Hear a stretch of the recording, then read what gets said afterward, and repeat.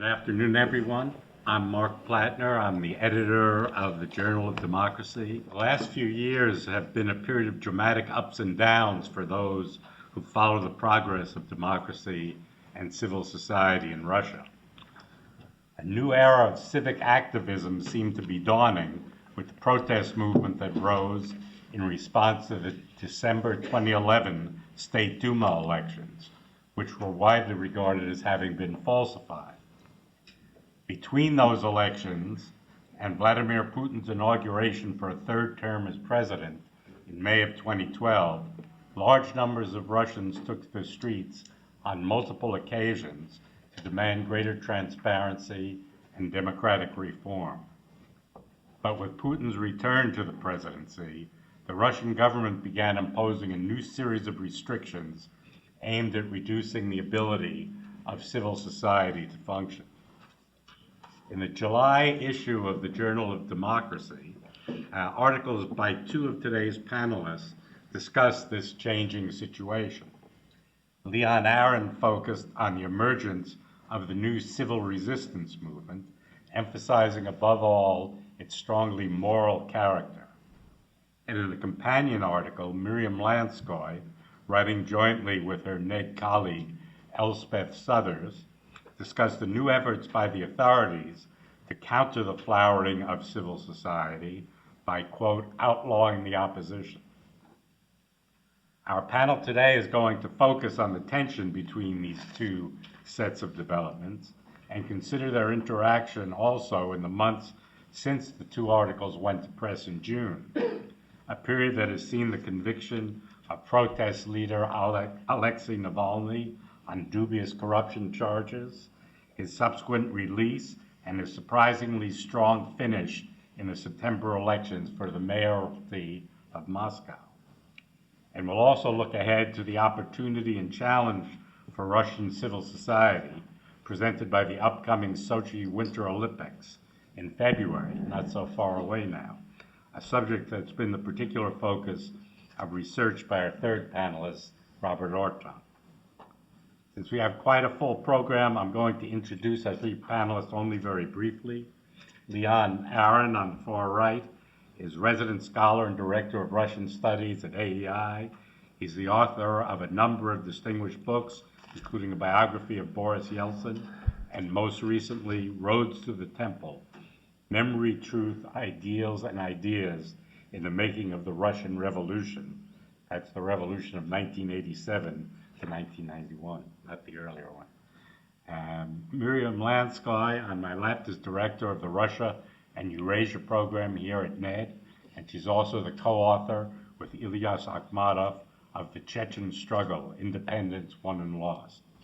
And Robert Orton, on my right, is Associate Research Professor of International Affairs and Assistant Director of the Institute for European, Russian, and Eurasian Studies at George Washington University, which we're very pleased to note is co-sponsoring today's event. Bob is also the managing editor of, let's see if I can pronounce it, Demokratizatsiya, right? Sounds good to me. The Journal of Post-Soviet Democratization. Our panelists will speak in the order in which I've introduced them for about 15 minutes each, and that should leave us plenty of time for questions and discussion. Those of you on Twitter can follow the presentation and contribute to the conversation by using the hashtag NED events, or by following the forum at Think Democracy or the endowment at NE Democracy. But before we begin, I want to make one brief announcement. NED's International Forum will be hosting another panel discussion on Russia just 2 weeks from now on Tuesday, October 15th from 4 to 5:30 p.m. Sponsored by the London-based Legatum Institute, this event is going to be titled Russia, a Postmodern Dictatorship, ? And will be moderated by Christian Carroll, the editor of Foreign Policy's Democracy Lab. You can visit www.ned.org/events to obtain more information or to RSVP. And I think there are also flyers about that event available as you enter. In any case, for those of you who have not already done so, I ask that you join me in silencing your cell phones, and I'm now pleased to give the floor to Leon Aaron. Thank you very much, Mark. In the article that you mentioned in the July issue of Journal of Democracy, I tried to assess strengths and weaknesses, and most of all, prospects for the anti-authoritarian civil resistance movement in Russia, which emerged in the winter of 2011 and 12, by putting it in a wider historical context. So I would like very briefly to summarize what I said there and bring it to today. Now, the civil unrest, no matter where it takes place or what the goals are, is a notoriously difficult animal, political animal to assess. For experts and policymakers alike, the two metaphors with which we approach those movements are as hackneyed as they are correct. Is it the tip of the iceberg, or is it a flash in the pan? In other words, no matter how impassioned the initial outburst, does it have a staying power? Will it survive? And more importantly, will it affect a change that the protesters are seeking?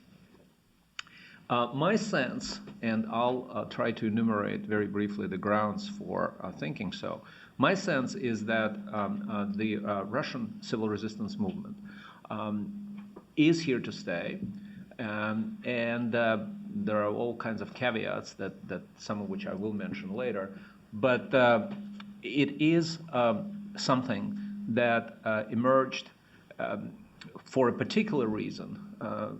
Mark mentioned the fraud, the fairly barefaced fraud in the elections of 2011, but has the goals that since then have developed far beyond just honest elections. So why do I think that it is likely to endure and possibly to succeed? Well, there are, despite myriad of differences, the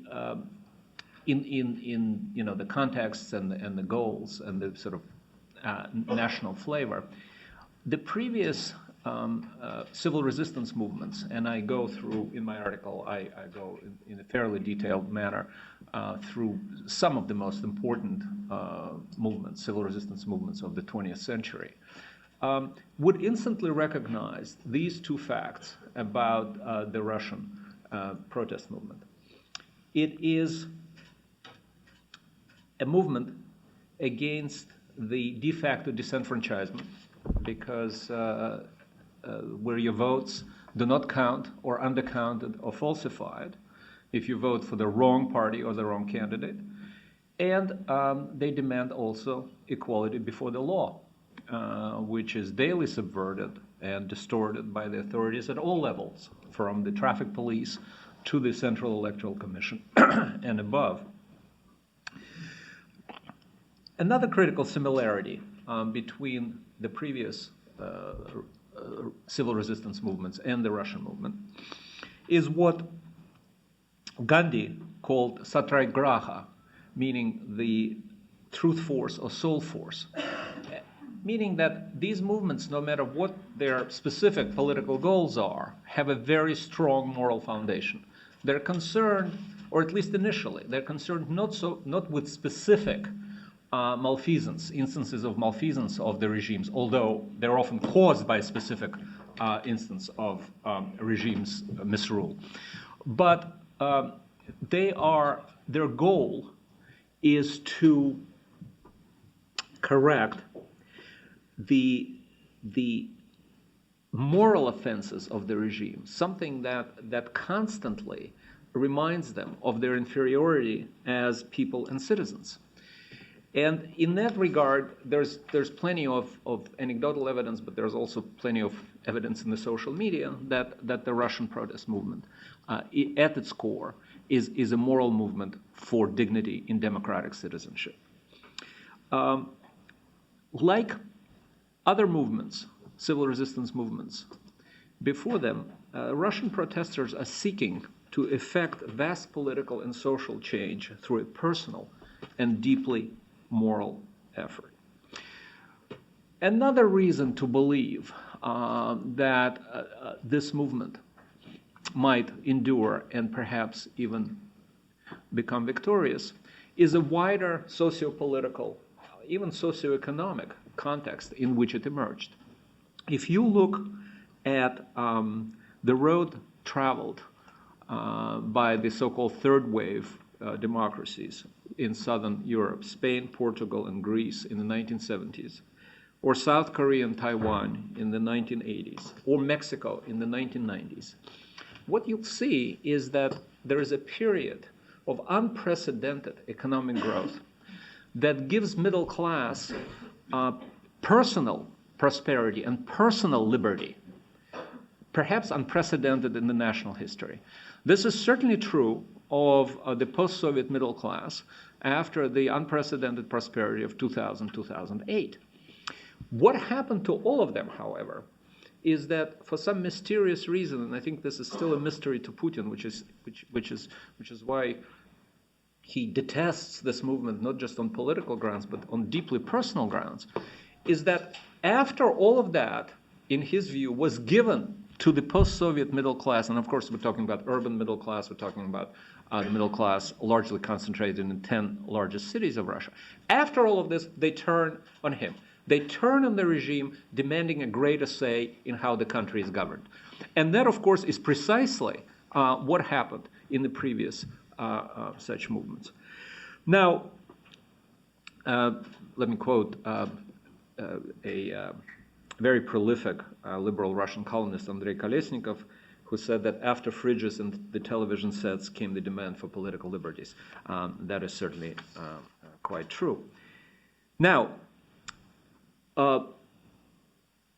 my great friend and great Russian reformer and great Russian economist, Yegor Gaidar, used to say that Russia is behind Europe by about 50 years.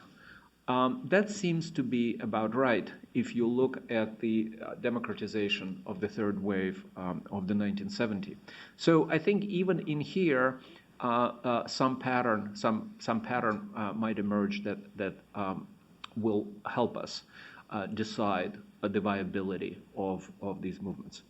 Now, yet another similarity between the previous civil resistance movements and the Russian movement is the mode of their confrontation with the regime. It follows from their credo. I mentioned that their major the major bone they're picking with the regime is a moral or immorality of the regime, and they are like the movements, most movements before them. They seek to confront the regime obviously by violence or overwhelming it by numbers, and I'll touch on that later, but by constantly pointing to its immorality, to its deep offense to human dignity. And this is how the previous regimes previous civil rights movements operated, and this is how they eventually got on board enough people to support them. In the Russian case, the immorality is twofold, at least the one that they constantly highlight. Corruption, and again, every Russian citizen could relate to that. And the inequality, as I mentioned, the inequality before the law. Now, Alexei Navalny's famous motto, which went viral and now I think by the public opinion polls is known to at least 80% of the Russian citizens, the party of swindlers and thieves, is precisely a successful motto because it takes issue with the immorality of the regime, and that is, of course, it's where its Achilles heel is, and where other civil resistance movements manage to succeed. Now, when we talk about a fairly successful chance for eventual victory, we should be very careful to realize that there is absolutely nothing predictable about the course of civil resistance movements. The history of those movements shows profound up and downs, back and forths, seeming disappearance, which I will address in a second, and sudden reemergence. But what I think the key issue or the key importance of what we saw emerging in 2011 and 12 is the fact that while this determined minority is never a sufficient condition for a profound change or a change that or let alone a change of regime or revolution, it nevertheless the existence of such a determined minority that is morally opposed to the regime and irreconcilable with the regime is definitely a necessary condition of any regime change. And I think this movement has shown that now, 20 years after the collapse of the Soviet Union, Russia now has this determined minority. Which brings me to concluding with two issues that almost stereotypical comments on the current state of the Russian protest movement. The first one is that it is a minority. The majority of the Russians don't support it. And the second one is that it's virtually disappeared. Now, as every stereotype, it has a sufficient quotient of truth to it. But I would be skeptical about accepting them entirely. First of all, with regard to the majority and minority, no change of regime, no revolution, not even deep institutional reform is ever affected by the majority of the population. It is always, the majority obviously is preoccupied with other things. They have families to support and work to do. The start is always by a determined minority. Again, all these movements that I studied, you could read about them in the article, always started as a minority within the minority, and eventually they grew and became sufficiently palatable to the majority. Now, what's required of the majority, and here we're coming to probably the $64,000 question of the Russian situation today, is to stay at home, to not to rush to the barricades to defend the regime. And the real question is, the so-called base that we hear about, the conservative, or sometimes even called patriarchal, traditional majority of the Russians, primarily in rural areas, primarily in smaller towns and cities, how are they disposed to the regime today? And there is a plethora of fascinating research, not just by the Levada Center, but also by some top Russian political sociologists such as Alexei Makarkin, Igor Bunin, Mikhail Dmitriev, that show that the majority, the Putin majority, is beginning to develop fissures and splinters and cracks. And the reasons are obvious. The bonanza of 2000-2008 is over. Looming is stagnation, some call it stagflation, and perhaps even recession. The budget is beginning to be cut, and for 2014 we already have scheduled cuts, not in the defense, of course, but in social programs. The quality of education and healthcare is deteriorating. Utilities and staples are going up steadily in prices, while the salaries are stagnating. When people are asked for their trust in Putin, and of course, trust in Putin, mind you, is the key legitimizing issue of this regime. Let me say that I won't go into the numbers, but people were asked about their attitude towards the regime. Only 2% vlast, the authority without Putin. 2% supported it wholeheartedly. 30% thought that it was a mafia-like arrangement, and so on and so forth. Trust in Putin, according to Dmitriev, has plummeted from its peak in 2008. It's about half now, it's about 30%. And according to Dmitriev, a recent discussion in the Liberal Foundation, Liberal Mission Foundation, we don't even see the bottom of that decline. So the so-called support of the majority is becoming increasingly questionable. I would not say it stopped to exist. I would not say that all the stars are lined up, but all of that increases probabilities that the protest movement will have a reasonable chance for success. One final thing, the argument that it disappeared. Well, Mark mentioned quite properly the results of the elections in Moscow and in Russia's fourth largest city, Yekaterinburg. Navalny came in second, and Yevgeny Roizman came in first. One interesting to me, the most portentous part of the Moscow election, actually Yekaterinburg as well.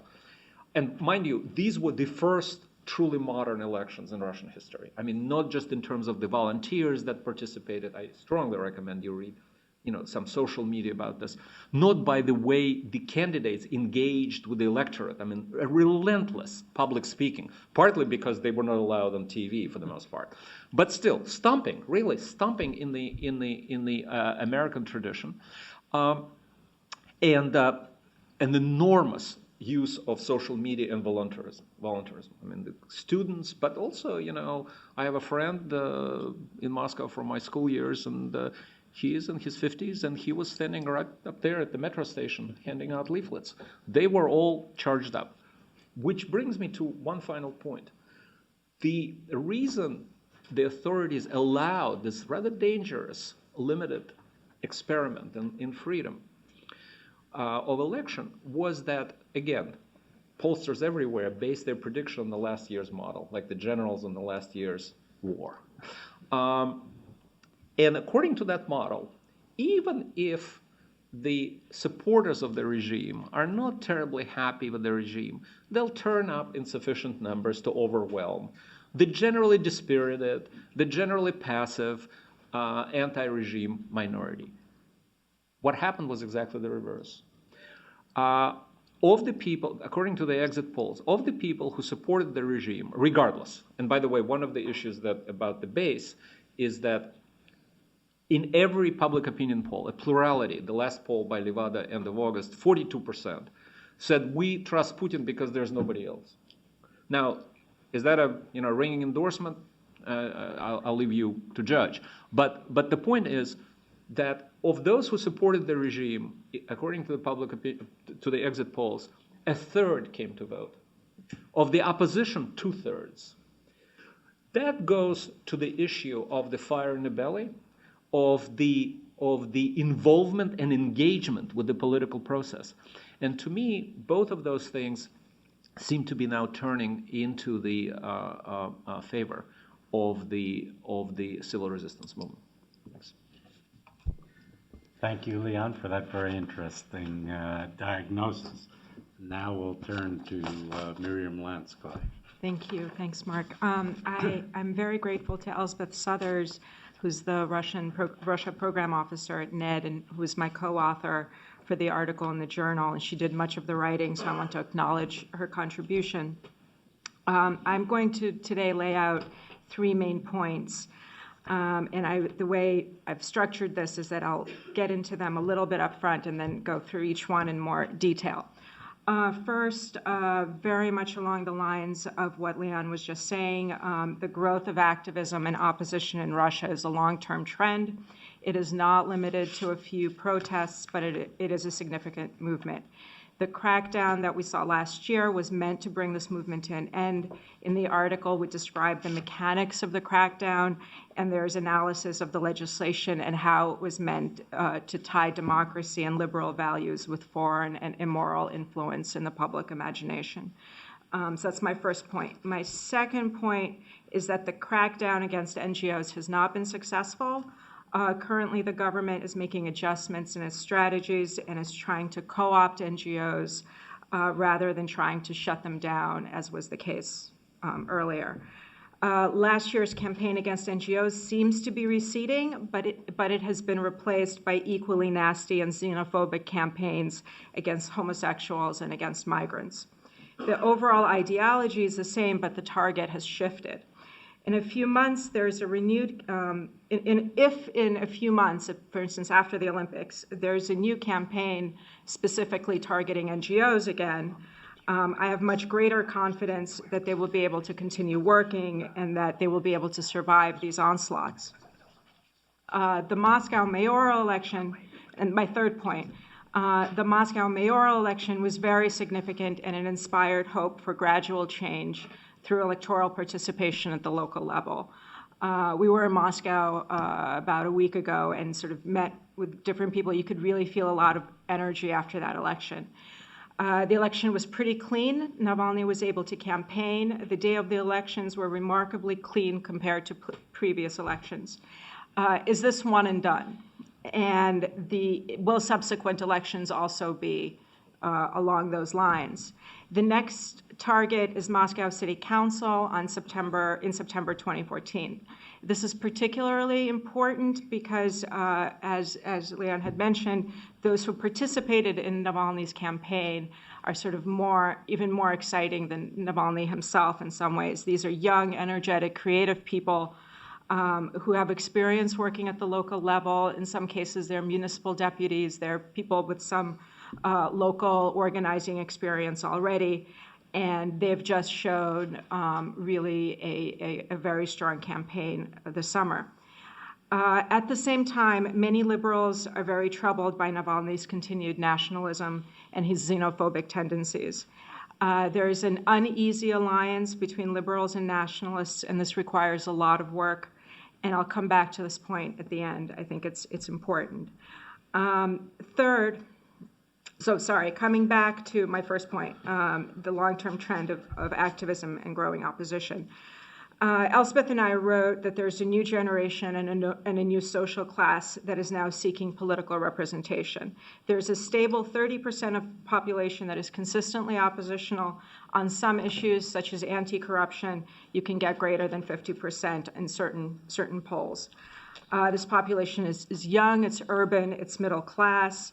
In the period from 2011 to 2012, it became obvious that they're not only interested in social issues, they're not only interested in environmentalism and volunteerism and natural disasters, they're also very interested in transparency, in vote monitoring, and in political participation. So this population is demanding representation. They have close to zero representation at this point. They might be 30%, but they're not zero, which is close to what they have now. Putin's model for his first 10 years in office was to rely on passivity. That overall people would have a lot of personal freedom, but politics would be monopolized by a very small circle of people. This formula is no longer durable. For Putin to maintain power at all levels, he must now limit freedom for society as a whole. It's not clear that this can be achieved without undermining the regime's popular appeal and its support within the elite.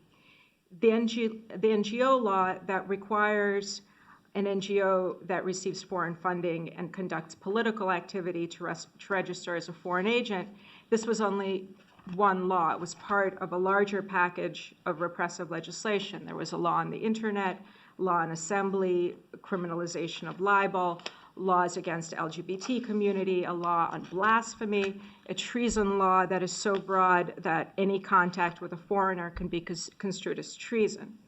The essence of these laws is that anyone can be persecuted, anyone can wind up in prison. At the same time, there was a corruption case against Navalny and the Bolotnaya case, which is a case stemming from a protest rally in which about 30 people are on trial for rioting when there was no rioting. There was clearly no rioting. It's a show trial that has already kept people behind bars for over a year. So the laws in the two cases are deeply Soviet. They're meant to scare people into submission. And that's kind of where our article focused, and now I'm going to kind of update what happened since those laws were put into effect and And my second point is that the crackdown has not really worked. And the government now is changing tactics. The role of Putin personally in directing the crackdown is very clear. In February 2013, he made a speech where he said, where's my register of foreign agents? Let's get some of those foreign agents registered. And immediately the coercive machinery sort of started working. It swung into action. Hundreds of organizations were searched. They were audited. There was questioning. People were dragged into the prosecutor's office. In July 2013, a year after the law was first passed, there's still no Russian NGOs registered as foreign agents. Directors of prominent human rights organizations said publicly that they would continue to work openly, they would continue to receive foreign funding, and if it meant going to jail, they would go to jail. It was, in effect, a very successful civil disobedience campaign. There was a united front along all NGOs, social NGOs, human rights NGOs, so forth. It was supported by civil society broadly in Russia. It was supported by international opinion, and there was solid, consistent opposition to these laws. There was a price to be paid internationally. Angela Merkel had chided Putin about the NGO law in public. On July 7th, 2013, almost exactly a year after the law was initially passed, Putin made a speech that the law maybe needed some revisions. Maybe we should define political activity. He also said that there were excesses in the way that it was being implemented, and the machine ground to a halt. Since then, there's been a clear shift of policy. New cases against NGOs are not being started, but what should be done with the ones, what should government organs do with the cases that are already in progress? Several NGOs won cases in Perm and in St. Petersburg. They won in court. The hearings there are important hearings coming up involving Memorial and public verdict in Moscow, and they have been postponed 3 times. The judge is sick, and the cases will not be heard until November. There's a new policy to try to co-opt NGOs. Numerous NGOs have already started to receive funding from a special presidential fund, and another new fund is being established specifically to support human rights work. Of course, taking this money creates many additional risks and vulnerabilities for these NGOs, but this is a completely different discussion to be having from last year, where the discussion was about organizations being dissolved and people going to jail. At present, no NGO has registered as a foreign agent, and everyone has kept working. Russia is not a law-based state. There's complete arbitrariness in how law is applied. For instance, 2 LGBT organizations in St. Petersburg, they work on the same things, they receive foreign support, they have similar programs, they're located in the same building. One organization wins in court, a second organization is given a heavy fine and has to dissolve itself. Most organizations did not receive an official result to their audits and inspections, and they're hanging in limbo. Some were given a clean slate. Some did not submit to the audits. About 90 organizations were given warnings. Another 9 organizations were told that they must register as foreign agents. The ones who were told that they must register as foreign agents are the ones in court. They're challenging that finding by going to court. The Golos Vote Monitoring Organization was the one that was hit the hardest, having been fined and dissolved, and their director had to leave the country, but they still managed to monitor the Moscow mayoral election. Golos worked in coalition with several new vote monitoring organizations. These are unregistered movements that don't receive foreign funding. These are organizations that started in the sort of wave of protests and enthusiasm in 2010, 2011, 2012, and they're still around and are sort of doing good things. Golos, so these new groups, they used Golos methodology, but they had their own people and they had their own organization. In the end, there was better coverage of precincts in the Moscow mayoral elections than in previous elections. So coming to my third point about the Moscow mayoral race, There wasn't an even playing field, but the day of was pretty good, they had pretty good reports. It was very different from the abuses against observers and outright fraud in December 2011. Navalny has emerged as a leader of the opposition. He can now be seen as a sort of national figure. He combines tremendous intelligence and charisma and toughness and ambition. In the protest movement 2011-2012, he repeatedly chose the right strategies, and he shows the others the best way forward. Navalny behaved with dignity and courage when he was on trial this year. He always said the right things, and he won a lot of support from many people. He ran a good mayoral campaign, and even his detractors admire the young and creative campaign staff. Navalny team is sort of universally admired. And there's no question that he's promising and he's talented. At the same time, a lot of people criticize Navalny, and they say what their criticism is that he played on the same primitive, aggressive, nationalist feelings as the government does. He also plays to a base instinct, but he does it with greater sophistication. There is no unanimity among liberals about Navalny, and many see him as a dangerous figure. The regulation of migrant labor was the dominant issue in the Moscow elections, and this is really code language for ethnic minorities in general.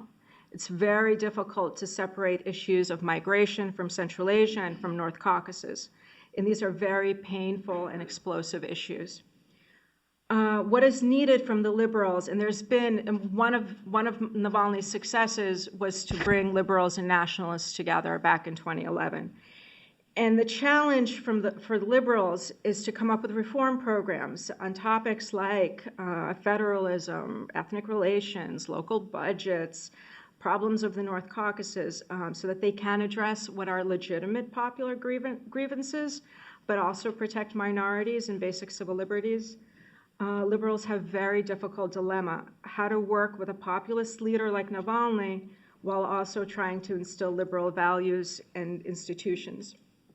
In closing, all the repressive machinery is still there, but it's on pause. In the mayoral race, the government permitted a little bit more space because they think they can control the outcome. The opposition is still using that limited space to make some modest inroads. In some, I think politics is back in Russia. Thank you, Miriam, for a very lucid analysis and also for keeping within the time frame. And now we'll turn to Bob Orton. Okay, in my talk, I'd like to look at a case study that'll sort of build on some of the general outlines that have been laid out by the first two speakers, in particular the Sochi Olympics. And what I want to do is divide my talk into two pieces. The first part, I want to look at the role of civil society in Olympics in general, sort of in a cross-national comparative perspective, and then focus in on what's going on in Sochi this year.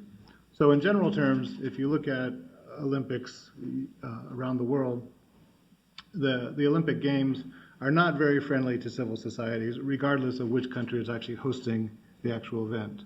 And the main feature of the Olympics is that key decisions are made by a small group of people with very little public input. And so in Western countries, this tends to be real estate developers, sort of local growth coalitions in urban areas that want to promote their cities for touristic reasons. In the case of Russia, it's mostly Putin at the top of the federal level who's the main force driving the games. But it's a small group of people in both situations. And the Olympics are, though, despite the fact that they're controlled by a small elite, they're very important for civil society for a number of specific reasons. And the first reason is that they're very expensive. So any Olympic Games, regardless of where it's held, diverts a lot of public resources that could have been used perhaps much more effectively for other purposes. And in the case of Russia, this is particularly extreme because the Russian Games next year will be the most expensive Olympic Games ever, with the price tag of the Games and the related construction around Sochi of about $50 billion. So it's a huge investment project in Russia and sort of driving their regional development policy. Also important for civil society is that the Winter Olympics are much more ecologically damaging than the Summer Olympics. And that's because the Winter Olympics obviously take place in the mountains, and so you put a large human population in a typically ecologically fragile area, and so that can have big consequences. And so the Olympics that were held in France in 1992 were particularly damaging for the area where they were held. And so after that, the International Olympic Committee, the IOC, added, the environment as its third pillar along with sport and culture.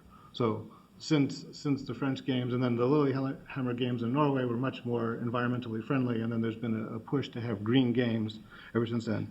And what I want to do in looking at Sochi a little bit is focus in on the environmental protest against the games. And then, of course, this is in a much broader spectrum of civil society, so obviously the gay rights and that sort of thing, housing rights, worker rights. Be happy to talk about those in discussion, but what I want to here is focus in on the environmental issues. But the Olympics have also served as a platform that civil society can use. And there have been, looking through history, some successful cases where the Olympics have served even to democratize countries or to promote environmental causes. And so the Seoul Games in 1988 were the most effective in terms of helping an authoritarian military dictatorship switch to a democratic system. The pressure was, the international spotlight was really on them in 1987, 1988, as South Korea was making its transition toward democracy.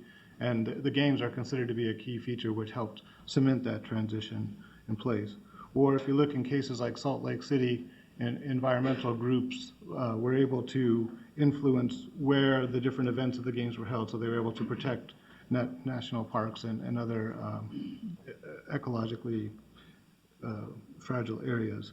So there have been a few cases where the games have served as a way of promoting democratization and facilitating civil society activity. But in general terms, they haven't been very friendly to civil society. So in Italy in 2006, they set up a lot of commissions where they invited in the local NGOs to participate in decision-making around the games.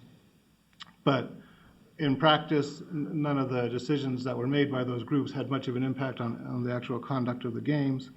Similarly, in places like Australia in 2000 and Canada in 2010, you had a lot of environmental watch groups that were set up around the games. But for example, in Australia, the watchdog Green Games Watch 2000 ultimately concluded that adherence by the Australian authorities to environmental requirements was selective compliance, a phrase that we might hear in Russia as well. And similarly, in Athens 2004, Greece altered its constitution to remove protection of forest lands to make possible the Olympics in that country. So if you think that I'm starting to sound like a Kremlin propagandist who's making the point that, well, it's bad in the West, just like in Russia it's bad here, I want to disabuse you of that notion, because what the point I want to make here is that while of course it's difficult for civil society in the West to affect policy and big events like the Olympics, I think it's the fact that in Western societies you have these mega events that make it very easy for a small group of interests to control a huge amount of public money without much public input that makes it so attractive to Putin. And so I think that's why you see Putin investing in the Olympics, in the World Cup, a variety of other mega projects all across Russia, from building up Vladivostok in recent years for an APEC conference to the recent Universiade that we saw in Kazan in Tatarstan, which was $7 billion. So it's these mega events that sort of make it possible for authoritarian governments to govern, obviously in an authoritarian context, using the same methods that they're always using, but it makes it easier for them to keep out public support. So with that context, let me turn now to looking at the Sochi Olympics. And as I said, I wanted to focus in on the environmental groups that form obviously one small part of civil society, but sort of use that as a case study. And so in Russia, in theory, the Olympics have a lot of potential benefits for civil society. The first is that they provide a high-profile event around which the environmental groups can mobilize. And the Olympics sort of create a platform. Putin's invested $50 billion into the Olympics sort of to showcase, of course, his personal achievements, Russia's achievements on the world stage. But there's lots of other groups that would like to take advantage of that $50 billion to promote their particular causes. And so civil society can sort of use the platform that's been created to do that sort of thing. And then, but in trying to use the games for their purposes, the civil society groups have to face sort of a conundrum, which is whether to work with the regime to the extent that that's possible, or to try and pressure the regime from outside. And so both of those, working with the regime is obviously very difficult because it'll be co-opted and it'll be hard to pursue your policy preferences in coordination with people who have much greater, many more resources to pursue what they want to do. Obviously, working outside the regime is very difficult as well because it's hard to mobilize people when they face the threat of being beaten and arrested or potentially more fatal consequences. So neither working with the regime or working outside the regime is an easy choice, but that's sort of the conundrum that the civil society groups face.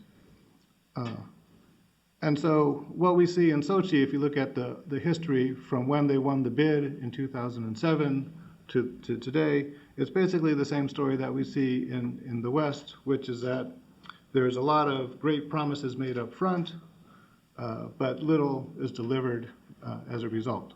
And so if you go back and look at the original bid book that Russia submitted to win the Sochi Games in 2007, it had a sentence along the lines that Sochi has developed an integrated and inclusive system for managing natural resources by working closely with public authorities and non-governmental organizations. So clearly they want to present a picture that they're working with the NGOs, that NGOs are very supportive of what's going on around the Olympic Games.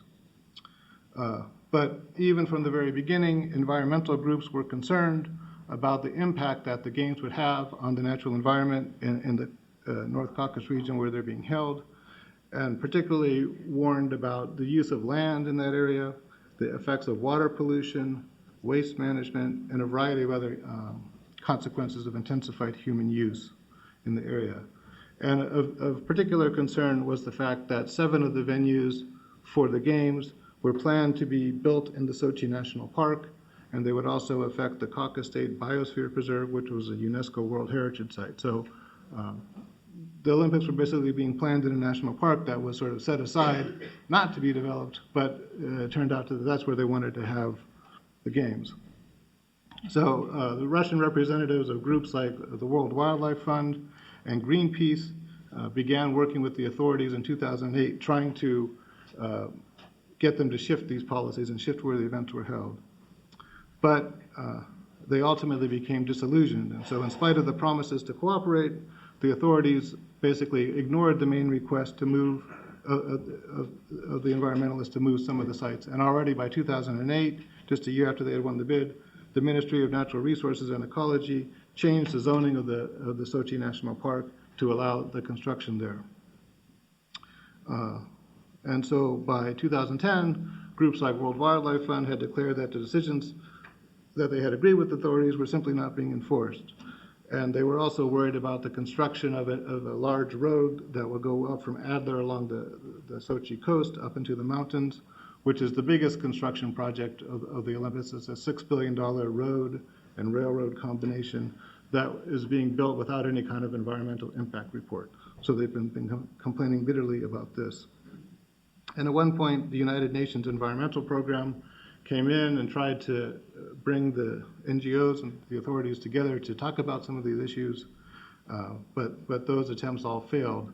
And as usual, in sort of Russia's micromanaged environment, the regime used very subtle techniques to avoid these meetings. So for example, one meeting with the NGOs was set for 2 p.m. in the afternoon, but the meeting actually took place at 11 a.m.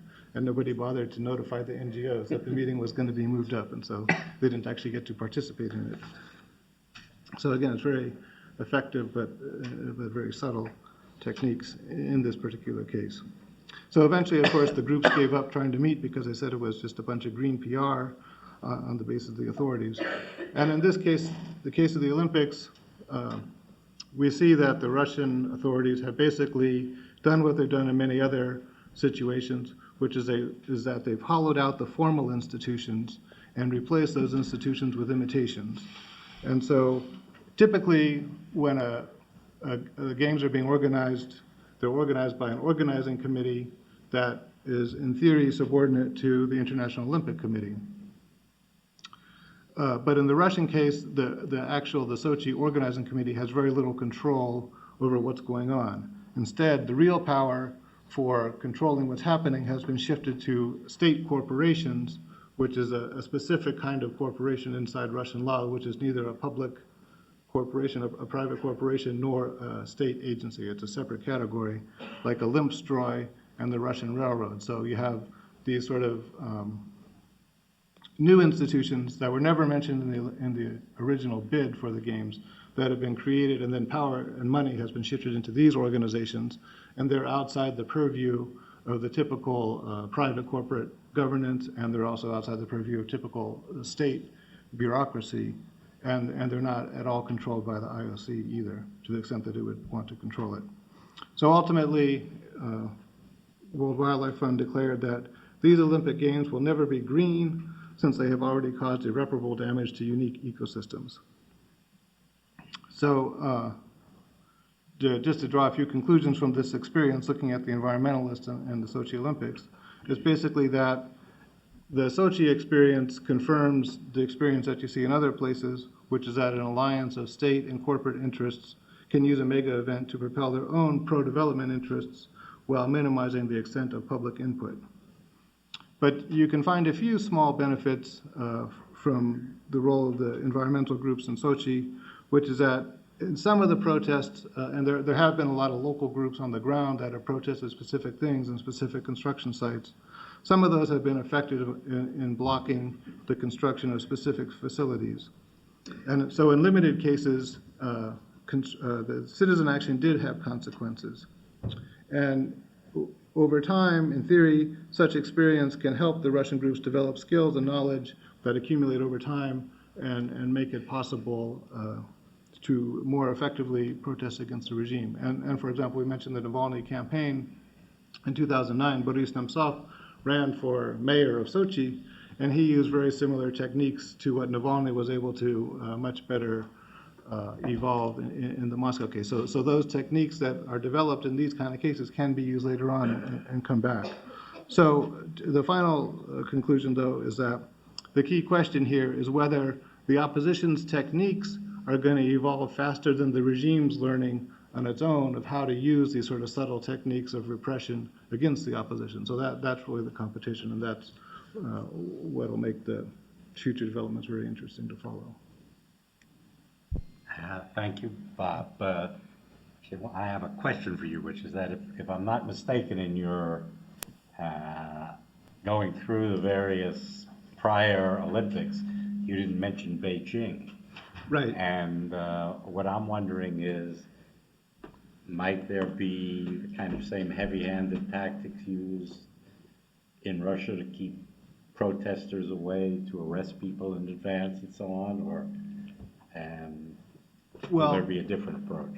No, Putin, if you read the Olympic Charter, there's actually a whole section there that bans any kind of political protest around the game. So the Olympics make it easy for authoritarian regimes and democratic regimes to do that sort of thing. But Putin's already issued a special presidential decree that bans all protests in Sochi from the beginning of January until after the games are over. So, and because of the difficult security situation in Sochi, it'll be almost impossible to go there unless you have tickets to the game or you're somehow participating in it. You have to get a special permit and special pass.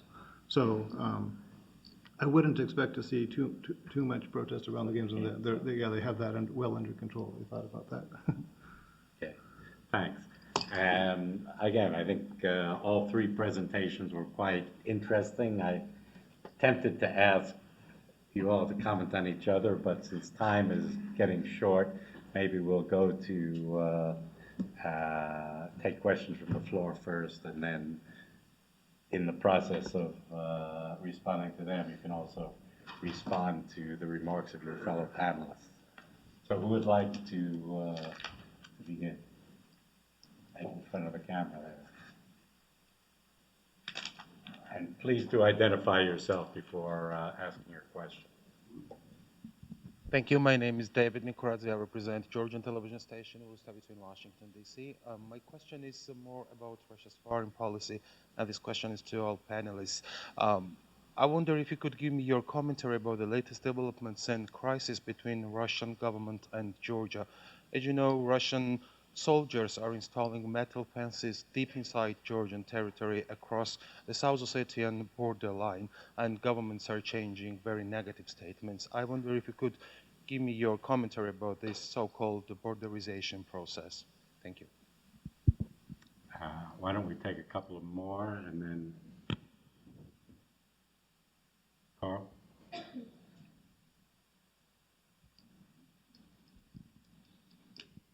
Maybe just following up on the foreign policy angle, nobody brought any of that into the discussion, and maybe you could, and the possibility that Russia could lose its effort to block Ukraine and Georgia and Moldova associating with the European Union. What implications might that have for internal events in Russia?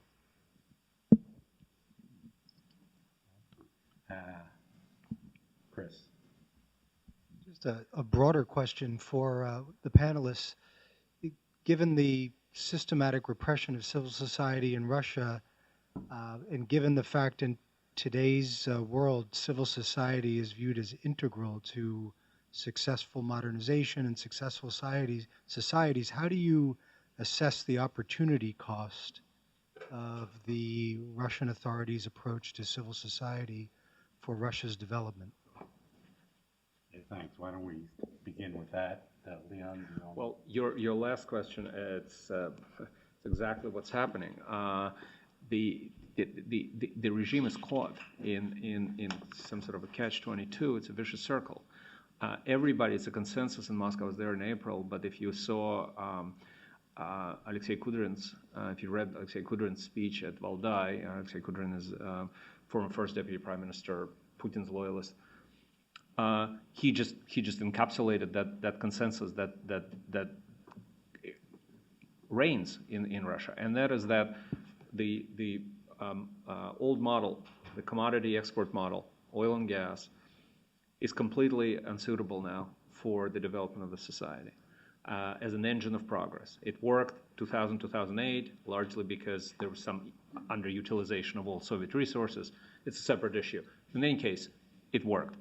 The watershed was the crisis 2008, 2009. If you remember, Russian economy shrank by almost 8%, which is far more than any other industrial country in that crisis. And the consensus was we need to look for another engine, another pillar of development. Oil and gas can no longer do it, even at $110 an hour. As you know, oil continues to be $110 an hour. Russia is developing a budget deficit. Russia is cutting its budget, and so on and so forth. What Kudrin said was, and I think the quote exactly, something like, our economic development is interrupted, or we came against the wall of underdeveloped political institutions.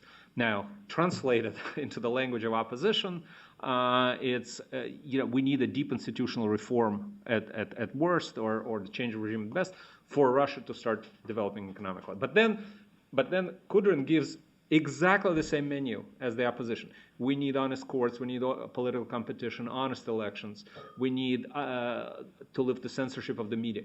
This is he continues to be Putin's confidant. He's a man from Leningrad. Putin worked for him in the Sobchak administration. So this is how profound and vast this understanding is of what you're asking. I mean, in other words, the regime needs a deep institutional reform in order for, again, Kudrin's term, to unlock entrepreneurial energy. This is 21st century. You cannot measure the progress by how much steel and how many tanks your country produces, or coal, or cement. This is 1930s, which is why it was easy for Stalin to industrialize. It's no longer the case. And yet, to unlock this and to stop the hemorrhaging, huge hemorrhaging of capital, if you look at the investment level in Russia, it's completely miserable. Not just from abroad, domestically. People don't invest. They sit on money at best. At worst, they send it abroad. But in order to institutionalize, to effect these institutional reforms, the regime has to put itself in a very precarious position. So it's, in essence, for the 21st century, is the 19th century Marxist dilemma. The economic basis can no longer be developed in the current political and social framework. The superstructure prevents it from developing. It's a very classic Marxist dilemma. There's something of historical irony in it. So that's I think addressing your question. What was the words? Carl asked about the foreign policy. Oh, very briefly. I don't want to loss of monopolize. Ukraine. Remember, for Putin, all this foreign policy is a tool of domestic legitimation. That's why the Syrian triumph for him was very important domestically. But by the same token, what you're describing with Moldova, Georgia, and Ukraine, of course, is the biggest prize, is a severe domestic blow. One of the issues that Miriam touched on, one of the most disturbing parts of the current situation is the profoundly reactionary cultural campaign that started by Putin in 2012, designed to delegitimize, marginalize, and stigmatize the opposition. Selective recovery of the Soviet past, the symbols, the hero of labor, the anti-Americanism, anti-Westernism, Russia as a besieged fortress. All of these ideologems from the Soviet past are now being drenched up, in addition to creeping rehabilitation of Stalin and so on and so forth. So that, if that indeed happens, I think that would be a very severe blow to the domestic prestige of the regime. It will deviate from the narrative. If we are all the same, if we are all, Russia is, again, by the way, is a leader of the Slavic nations. Well, what's happening with Ukraine? So this is a very precarious situation, and it could turn out to be a big political blow for the regime domestically. Thank you. And let me turn to Miriam, especially on the question relating to Georgia. Yeah, I've seen a little bit about the borderization. I'm not sure if it's something that's fundamentally different from what was happening earlier. There have been various attempts to try to erect borders and various installations and increasingly to take more and more land. I'm tempted to say it could be linked to the prospects of the Vilnius summit and initialing agreements with the EU, but I don't. I'm not sure if that's really. I'm not sure how much of a shift it is, and I'm not sure if it's if there's a particular target. In general, Georgia is constantly under threat, and it remains occupied, and this is one of those. It's unfortunately one of those issues where you're not sure if Russia's liberals or Russia's opposition really has a different set of and a different would behave differently. And one of the criticisms leveled against Navalny are his blog posts back in 2008 during the war, which were very derogatory towards Georgians, and I think that's a very sort of complicated issue for how Russian politics continues to play out. On kind of Russian foreign policy, they've had some successes in the near abroad. The customs union, Armenia joined the customs union. Kyrgyzstan is slated to join the customs union, although it would be devastating to their economy. It would make it impossible for them to resell Chinese Chinese products, which their markets really depend on. So Kyrgyzstan has taken a tactic of a kind of stalling tactic with respect to the customs union, and also importantly, Kyrgyzstan now has a draft NGO law, which is similar to the Russian law.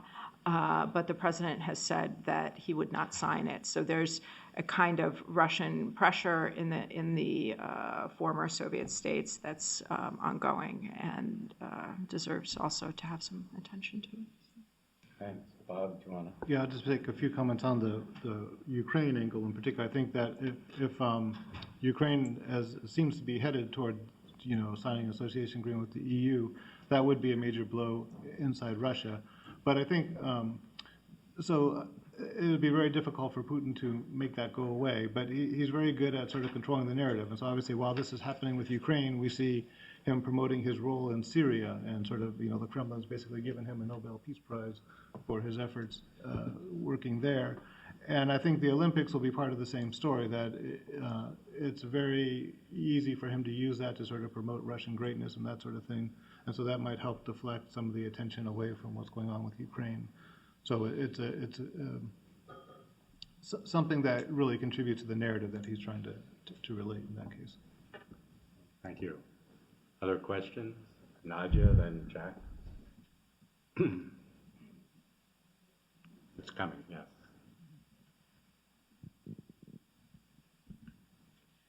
Hi, Nadia Duke with NED.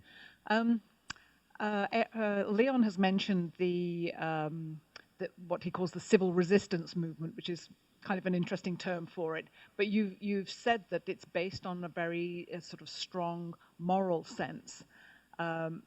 Miriam pointed to many of the younger people now who were energized by Navalny's campaign and the very strong nationalistic streak that campaign has as part of this civil resistance movement. So could I draw all of you out, and Bob as well, if you have something to add on this? What about the future of this movement? Can this sense of morality coexist with some of the aspects of the new Russian nationalism, which is really fueling the opposition movement? Right here.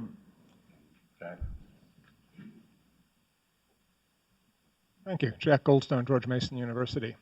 I wonder if I could get any of you to comment on what I saw being perceived in Russia as a kind of disarray or creeping incompetence within the Putin administration.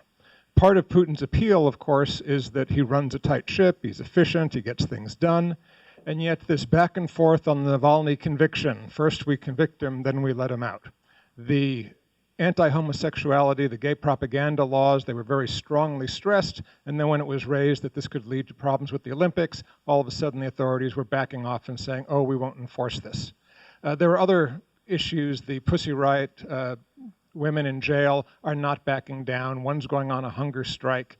So it somehow seems to a lot of people I spoke to in Moscow that Putin's team is not managing things with their usual efficiency. They seem to be going off, getting caught off guard, stepping back, and this is leading to further questioning about whether they deserve to remain in power.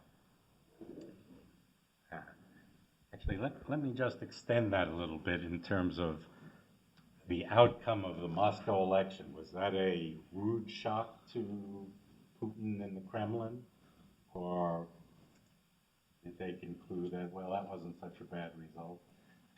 And more generally, and this goes along with the question that Jack asked, I mean, is there a strategy, or are there different advisors pushing in different directions and no really thought out and fixed policy? So I'd like to begin. All right, in this order. Okay, responding to Nadia's question, absolutely not. I mean, there's these movements, especially initially, if you look at them, I mean, they combine all kinds of strains and streams. How they sort themselves out, we can only hope in a more benign fashion.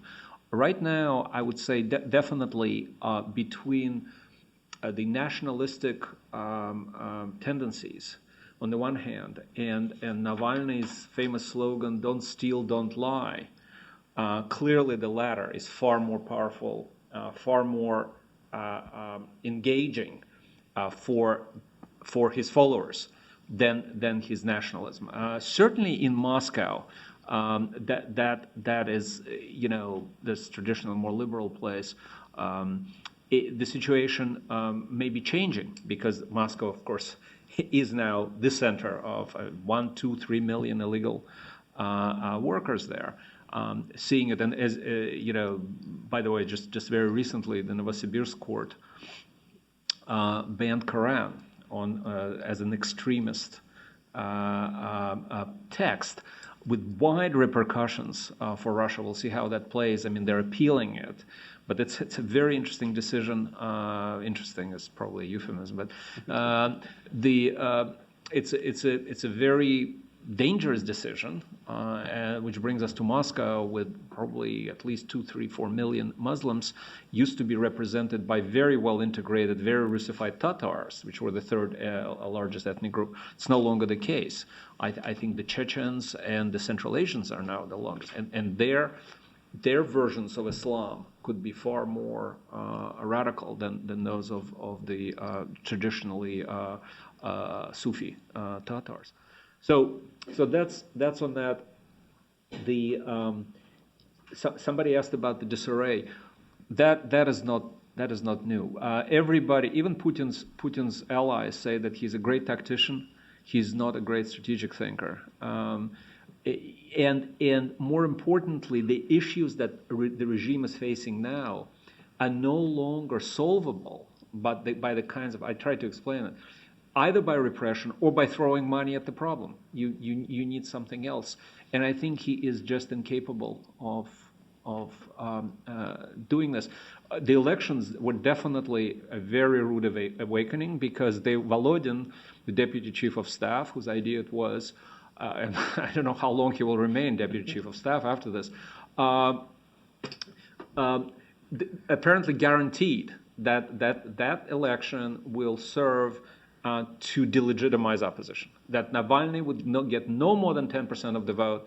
It will end all this talk in Russia and abroad especially about a wide protest movement. It's gone. It's no longer here. We let you run, in relatively clean election. We counted the votes correctly, and look what happened. Well, obviously, exactly the opposite happened. Whether they're I think it does smack of somewhat of a certain amount of desperation. Why allow these elections to begin with, even if you were assured by your court pollsters that everything would be fine? Clearly, the regime is beginning to thrash about a little, because, as I said, they may not be forward strategic thinkers, but they're great tacticians, and they're realizing that a lot of things that they thought would work are not working. Any corporate team begins to kind of splinter in this situation. I think that's what's happening in Russia. Just want to make a short comment, which was that, as sort of Leon's pointed out, one of the main references of the opposition, or what's holding it together, is sort of the focus on moral authority and moral issues, and also the key to Navalny is that he's sort of promoting youth activism, and he mobilized a bunch of people who hadn't really been mobilized in politics before. I think that was a surprise to the Kremlin, that people came out and volunteered. He had 14,000 volunteers working on his campaign. You sort of see these inspiring pictures of young people going into the metro to hand out flyers and that sort of thing. So I think that, given the usual cynical take of the average Russian, that it was quite surprising to see that people would donate their time freely to do that kind of volunteer work. But I think what makes it difficult for the opposition to somehow replace the Putin regime is that they don't really offer these ideas, this sort of morality, this activism, but they don't offer a real policy platform. Fighting against corruption isn't going to really be a real platform. It sort of mobilizes people. It's sort of the lowest common denominator for an opposition movement, but it doesn't give you a forward platform, going forward into the future. And so I think a lot of the times, if you watched, for example, Navalny would be talking to babushki out on the street in Moscow, and they would say, wow, he's just like Yeltsin, promises everything, but most likely will deliver nothing. And so they kind of have this picture in their mind that it's inspiring, he's saying all the right things, he's laying out a critique of the regime, but what plays to Putin's favor is that it's hard to see that, what he's doing, as an alternative to the guys who are in power. I think that's what makes it so difficult to displace what's already there. And so that's why, even though what you see, this energy, this youth, this excitement, it doesn't quickly transform into real political power, and that's the problem. Thank you. Miriam? Those are really interesting questions. Okay, on morality, I think there is a somewhat of a difference from the way that I and Lan saw it. I think there's going to be, and there is going to be very different kinds. It's hard for me to see Roizman in Yekaterinburg as a Democrat. He's certainly oppositionist, but and he, this is somebody who is opposed to the government, who came in, fought a good campaign. He is abusive. He's involved in hate crime. He has a past criminal conviction. There's going to be a tension between those in civil society and sort of Russia's dissidents on morality issues and some of the political campaigning. When you talk to young people who voted for Navalny, I think there's a difference between why did an enthusiastic, sort of wonderful young person work for Navalny, and why an average person might vote for him. And that enthusiastic, lovely Twitter user says to you, well, I don't agree with him on migration. I also might not agree with him on tax policy. I might not agree with him on a whole range of things. But I think he's the best way forward. He's the best candidate. And by the way, all the candidates are using nationalist appeals. So this one is honest. This one is anti-corruption. This one has all these other great things going for him. So despite what I might not like on his migration stance, I'm going to work for him and I'm going to keep going. Whereas in the aggregate, when you take where are Russia's, there was a poll done by Levada Center where, for instance, the slogan "Russian for the Russians" came in far ahead of Party of Crooks and Thieves. So it might be that piece of Navalny that people are voting for as opposed to that part which motivates his kind of closest cohort. On the infighting in Putin's elite, I think it's very real and it's very important. There's all kinds of discussion that there's a Sechin team, there's an Ivanov team, there's a Sobyanin group. I'm not sure anybody understands completely what those things are about, but they seem increasingly real. They're taking one casualty after another. Several Duma deputies, senators that were dismissed over the last year, Surkov leaving. All of this indicates that there's very little unity in the elite. A lot of discussions on this trip about how people in the elite, that the bureaucracy is scared and people in the elite kind of want to sit on both chairs. Emergence of Prokhorov as an important personality. We heard a lot about him. He's funding civil society projects, and one of the unknown factors is whether Prokhorov and his party, he has a civil society fund, he has a party, but he hasn't gotten into it completely. He's looking for a kind of Kremlin permission to really get into opposition politics, but he could be extremely interesting factor in the future. So you have, Prokhorov is a billionaire, and his full political participation would be extremely interesting. So I think there are all kinds of interesting things going on in the elite. The result in Moscow, why should Putin be upset with the result in Moscow if they got the outcome that they sort of wanted? I think they're playing some interesting games. It's whether they tried for this hardcore.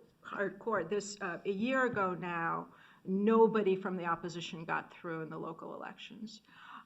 Tried to sort of completely, we're going to cut it off totally, we're going to pass these nasty laws, and that's turning out, so there's this little flicker. It might be that we're so positive about it compared to just a total shutdown of a year ago, that things were so bad that it looked like, whereas now, again, and I think what they're seeing on the kind of larger level of political technology, it was a huge mistake to abandon the tandem, that you had this Putin-Medvedev competition and everybody could spend all their time just going, Putin-Medvedev, how's the tandem working? And this was extremely useful. You could have ran both of them, let Putin win, keep Medvedev around, and sort of keep at this. You could have kept at this infinitely, because it would always seem that there was some possibility that Medvedev's moderate reformist line, it might actually work. So they're holding it out again. So again, instead of saying, no, absolutely not, none of you are going to get through any, which is what they were saying last year. Absolutely not, forget it. So now they're saying, okay, we'll let you. So maybe you're right. Maybe you're right that they're just dangling another carrot there. So. We have time just for one or two quick questions. Back. Hi, Alex Sokolowski, USAID. Thank you for very interesting presentations. But I wanted to ask a little bit about what seems to me to be a little bit of a sense of what I would call underestimation of the talent and ability of the state. As I heard at least the first two presentations, I couldn't help but think a little bit after December 2011, early 2012, where people said, this is the beginning of politics. And people didn't really think about that other shoe dropping, which is the state coming back with the series of laws that it did. Or that, we talked about a couple of metaphors of, tip of the iceberg or flash in the pan. I wonder if the metaphor of the marionette theater is one that basically Navalny ran and got the result he did because he was allowed to. So the question I have is actually then to think about whether or not this isn't all really compartmentalized in ways. It makes me think about the head of Echo Moskwy, Alexei Venediktov's comment about Echo Moskwy, about why that's often allowed to survive, and that the regime thinks of it as an exquisite insect, safe under glass, won't sting you, nice to look at. And I wonder about if politics are really like that right now in Russia. So there's a little bit of a devil's advocate question about, are things necessarily as positive as they may seem, or does Putin or the government of Russia have a lot more cards up its sleeve? Well, I think I have to. All right, good. So we'll give each of our panelists a chance to respond to that and say any concluding remarks that they wish. So why don't we start with Miriam this time? Okay. Yeah, that's it. We're always looking at a kind of moving target here, and it's very difficult to distinguish which is a momentary, short-term development and what is a long-term trend, and what are the real sort of. I do think, it's true, the sort of implication of Mark's question that they're just letting the steam out in Moscow. They know what the results of the election will be, so create some enthusiasm here. But I do think that over the long term, and it is a different generation, it is a post-Soviet generation that is not as easily scared. That is, I'll tell you, my family's from the former Soviet Union. My mother's reaction to the Navalny trial, she said, oh my God, you can watch it on the internet. You could watch the whole thing. And she's not, in her mind, she's completely not used to that. These were secret trials. It was heroism to take some notes in a trial and then pass them out. And it was heroism to pass them around. It's just a completely different environment. And it's hard to believe that it will be forever possible to just keep the lid on to that degree. I don't think anyone in Russia wants a revolution. I think they're very scared of that. They don't want to push to, it's not a color revolution scenario at all that they have in mind, I don't think. They want to see gradual electoral change. And they want to focus on things like the regions. And I just don't, if you can't shut it down completely, I think you will have to, and those gradual, a few city council people, and that to me is very positive. The idea that you can get city councils, that you can have a kind of infrastructure at a local level before anything changes on top.